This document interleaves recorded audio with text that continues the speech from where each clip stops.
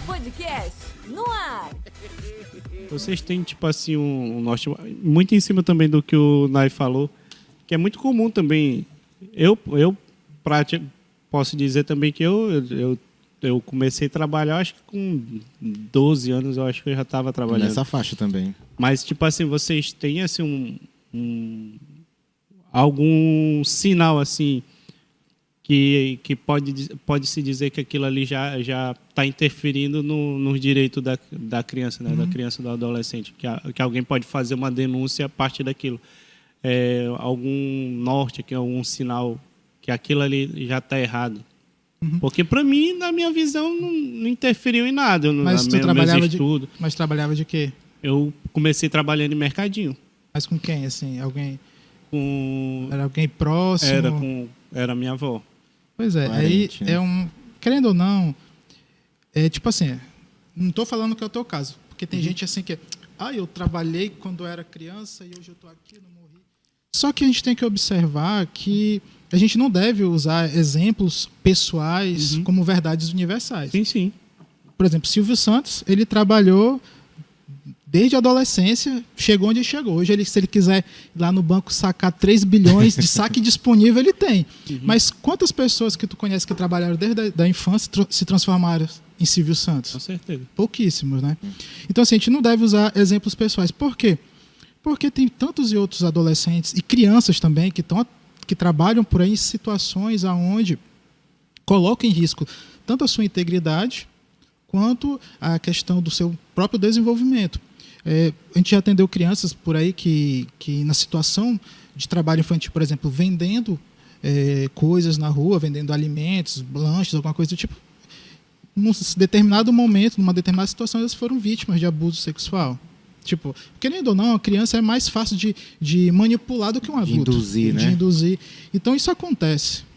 Então, por exemplo, crianças e adolescentes que trabalham na atividade rural. Claro que dependendo do contexto familiar, ok, dependendo também até do tipo de situação, assim, eu vou sair para trabalhar, eu tenho que levar meu filho. Não que seu filho vai ajudar, mas ele está lá perto de você, é melhor do que ele ficar sozinho em casa. Mas a partir do momento que a criança ou adolescente começa a trabalhar nessa atividade agrícola, ela pode estar sujeito a algum tipo de situação onde pode impactar no desenvolvimento dela. Por exemplo, vou fazer aqui uma analogia.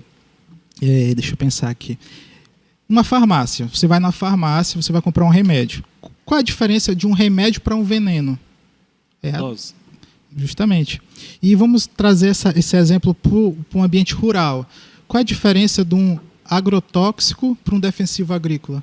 Justamente a dose. É o mesmo produto. Que vai criar o nível de nocividade desse veneno é a quantidade. Então, tipo, quando tem uma criança, um adolescente manipulando esse tipo de substância, pode impactar no desenvolvimento neurocognitivo, pode impactar na questão do comportamento da criança, no sentido de desenvolvimento mesmo, cerebral. Porque quando a pessoa entra em contato com esses agrotóxicos, por exemplo, tem o agrofosforados, acho que esse é o nome dessa substância que compõe a maioria dos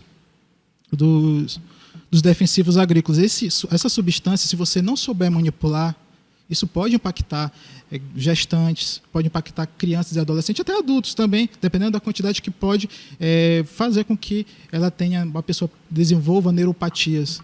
Ou seja, Ela não vai perceber de cara, né? Mas... isso é progressivo. É progressivo. Então, assim, são exemplos. Claro que a gente criar responsabilidades para a criança e para o adolescente é uma coisa, trabalho é outra. São coisas totalmente diferentes. Aí, por exemplo, volta e meia chega tipo de denúncia do Conselho Tutelar e do Conselho Tutelar enviado para o CRES, tipo assim, a criança está trabalhando em casa. Mas depois que a gente vai analisar, não é trabalhando em casa, a mãe está ensinando ele a arrumar a cama, a limpar o quarto, coisas que são inerentes à sua responsabilidade do dia a dia. Lavar a própria louça, esse Lavar tipo a própria de coisa, louça, né? claro, respeitando a idade, se a criança tem aquela possibilidade, né? Se é uma criança que está numa idade adequada.